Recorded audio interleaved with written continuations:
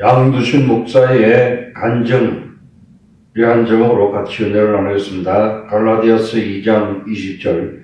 내가 그리스도와 함께 십자가에 못 박혔나니 그런즉 이제는 내가 사는 것이 아니요 오직 내 안에 그리스도께서 사신 것이라. 이제 내가 육체 가운데 사는 것은 나를 사랑하사 나를 위하여 자기 자신을 부르신 하나님의 아들을 믿는 믿음 안에서 사는 것이라. 어젯밤 2월 13일 밤 꿈에 주님은 새벽에 5시에 제가 새벽 기도를 하러 일어나는데 바로 그 전에 아마 몇 분간의 저의 마음속에 기쁨이 충만하시면서 그 말씀을 들려주시는 꿈을 꾸었습니다. 그래서 내가 지식과 내가 가진 것과 교만과 아집과 탐욕을 보여주면서 저를 책망한 것이었습니다. 네가 주님과 함께 죽고 살았으면 위의 것을 찾아서 찾아야지 땅의 것을 자꾸 생각하며 많이 성취하지 못하는 것을 생각하고 있다고 책망한 것이었습니다. 이제는 너는 죽고 주님이 나를 대신해서 환자를 위해서 기도하고 위로하고 도와주고 해야 할 것이라는 말씀을 들었습니다. 주님처럼 가난한 자에게 복음을 전하고 눌린 자를 자유케 하고 포로된 자에게 자유를 주고 은혜의 해를 전파해야 할 것이라고 말씀하셨습니다. 누가복음 4장 18절로 19절에 주의 성령이 내게 임하셨으니 이는 가난한 자에게 복음을 전하게 하시려고 내게 기름을 부으시고 나를 보내사 포로된 자에게 자유를 눈먼 자에게 다시 보게 함을 전파하며 눌린 자를 자유롭게 하고 주의 은혜를 전파하게 하여 하심이라. 주님은 계속해서 저에게 말씀을 하셨는데 너희의 지식에 대한 교만 때문에 주님이 너를 통해서 일할 수 없고 너의 이기주의 때문에 주님은 너를 사용할 수가 없고 너의 잘못된 꿈과 비전 때문에 주님이 내 안에 들어올 틈이 없고 너를 그냥 던져줄 수밖에 없다는 것입니다. 그리고 주님께서 축복을 주실 수 없다는 것입니다. 그런데 주님께서 말씀을 떠올리시면서 책망하는데도 제 마음이 기쁨이 충만했습니다. 세상에 얼마나 많은 사람들이 마치 아담이 선악과를 먹고 에덴 동산에서 쫓겨나서 부끄러움과 심한 수치심에 살아가고 있는 줄 너는 아느냐. 교육과 문화라는 옷을 입고 다니지만 마음의 삶의 의미와 삶의 목적과 삶의 가치를 모르고 살아가고 있고 사탄의 그들이 사람들의 자존심을 깨트리게 되면 그들은 심한 수치심을 터뜨리게 되면 자기 목숨을 끊을 준비가 되어 있다는 것입니다. 얼마 전에 죽은 국회의원은 사람들이 존경을 받던 의원님이 돈을 받아서 심한 수치심과 부끄러움을 이기지 못하고 자살을 해버렸습니다.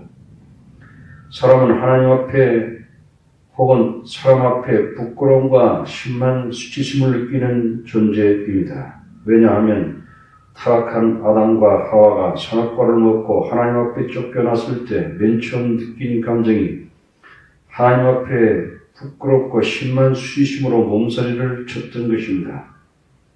청주대학교의 영악과의 교수이며 탤런트 있던 분이 학생들을 성추행 혐의로 여론에 의해 인격살인을 당했을 때 그 잘생긴 얼굴 멋지고 젊고 가족들과 친구들과 제자들에게 모욕당하고 자존감을 이기지 못하고 자살하여 버렸습니다.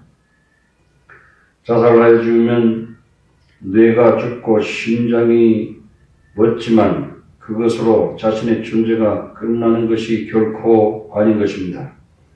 사람이 한 번 죽는 것은 하나님께서 정한 것이요 그 후에는 심판받아서 마귀와 그 사자들을 위해서 준비된 영영한 불에 들어가야 하는 것입니다. 마태복음 2장 41절에 또 왼편에 있는 자들에게 이르시되 저주를 받은 자들아 나를 떠나 마귀와 그 사자들을 위하여 예비된 영양한 불에 들어가라. 하나님께서 심한 수치심과 부끄러움을 감춰주기 위해서 지식과 문화와 예술의 무학과 옷을 벗기시고 짐승을 잡아서 피를 흘려서 가죽 옷을 지어 입혀주신 것입니다.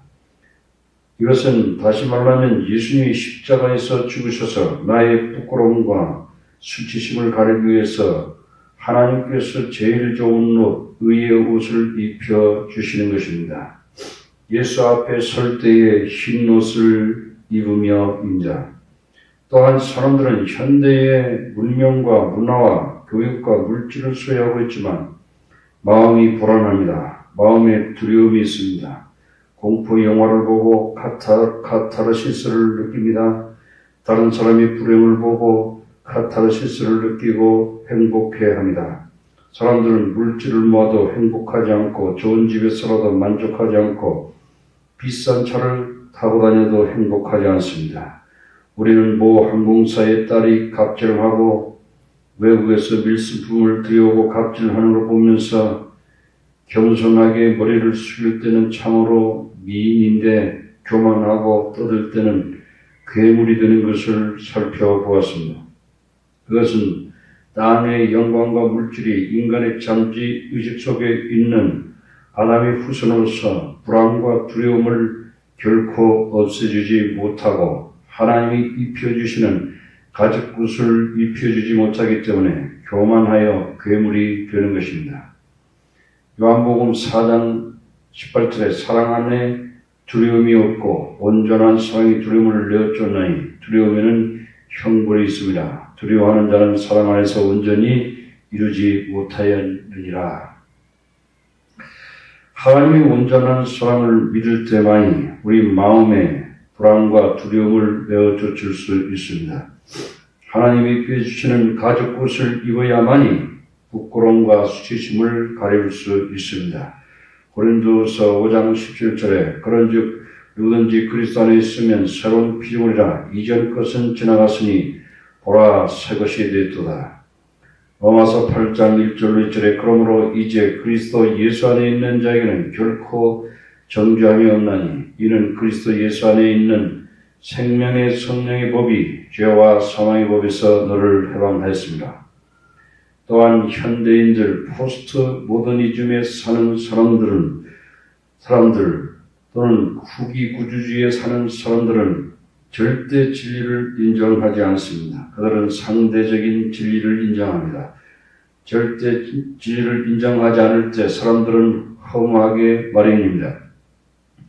실존주의 철학자들 특히 사르트르나 니체 같은 지식인들은 죽음을 당연히 받아들여야 한다고 말하고 있습니다. 그렇기 때문에 인생은 허무한 것입니다. 일장춘몽인 것입니다.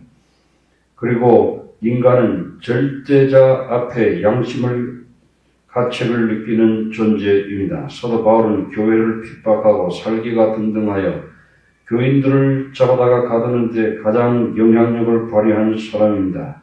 예루살렘 교회에 핍박이 올 때 신자들이 사마리아로 흩어졌을 때 당시 그의 이름은 사울이었습니다. 교회를 핍박한 사람이었습니다. 그리고 스데반을 돌로 칠 때 죽이라고 승인을 한 바리새인입니다. 사울은 다메섹에서 부활하신 예수님을 만나서 그의 인생의 전환점, 터닝 포인트가 일어났습니다. 주님께서 사울의 죄를 십자가에서 죽으신 것을 근거로 그의 죄를 용서하셨고 바울의 양심의 죄책감을 씻어 주셨습니다. 사도행전 24장 16절에 이것으로 말미암아 나도 하나님과 사람에 대하여 항상 양심의 거리낌이 없기를 힘쓰나이다. 주님께서 바울의 양심의 죄책감을 씻어주셔서 주의 일을 할 수 있게 되었던 것입니다. 베드로는 예수님을 3번 부인한 제자입니다. 주님께서 그의 죄를 용서하지 않으셨다면 그는 어떻게 주님께서 승천하신 후에 예루살렘에서 설교하여 5,000명이 주님께로 돌아오게 하는 설교를 할 수 있었겠습니까? 사도행전 3장 19절의 베드로의 설교 가운데 그러므로 너희가 회개하고 돌이켜 너희 죄 없이 함을 받아라. 이같이 하면 새롭게 되는 날이 주 앞으로부터 이룰 것이요. 히브리서 9장 14절에 하물며 영원하신 성령으로 말미암아 흠없는 자기를 하나님께 드린 그리스도의 피가 어찌 너희 양심을 죽은 행실에서 깨끗하게 하고 살아계신 하나님을 섬기게 하지 못하겠느냐. 윌리엄 셰익스피어는 그의 작품 맥베스에서 맥베스와 맥베스 부인이 자신의 집에 오늘 밤에 초대된 던칸 왕을 죽여서 왕이 되자고 공모하게 됩니다. 머뭇거리는 맥베스를 산에 닿지 못하다고 꾸짖고 던칸 왕을 죽이라고 레이디 맥베스가 몰아붙이고 단도를 가지고 고이 잠든 던칸 왕의 심장을 찌르고 죽이고 피 묻은 단도를 들고 나온 후에 왕이 되지만 밤마다 양심의 가책 때문에 잠을 이루지 못하고 아무리 손을 씻어도 양심의 죄책감을 씻지 못합니다. 오직 예수님의 피만이 인간의 죄책감을 씻을 수 있습니다. 저는 영어 영문학 석사를 맥베스를 연구해서 떴습니다. 오늘날 현대인들은 비싼 아파트에 살고 편하고 비싼 자동차를 타고 다니면서도 비싼 옷을 입고 다니고 교육으로 치장을 해도 양심의 죄책감을 가지고 살아가고 있습니다. 마음속에 참된 만족이 없습니다. 또한 이성에 대한 목마름이 있습니다. 남편을 5명과 함께 살다가 헤어져서 지금은 남자친구와 사는 사마리아 여자가 있었습니다. 그녀는 미인이었음에 틀림없었습니다.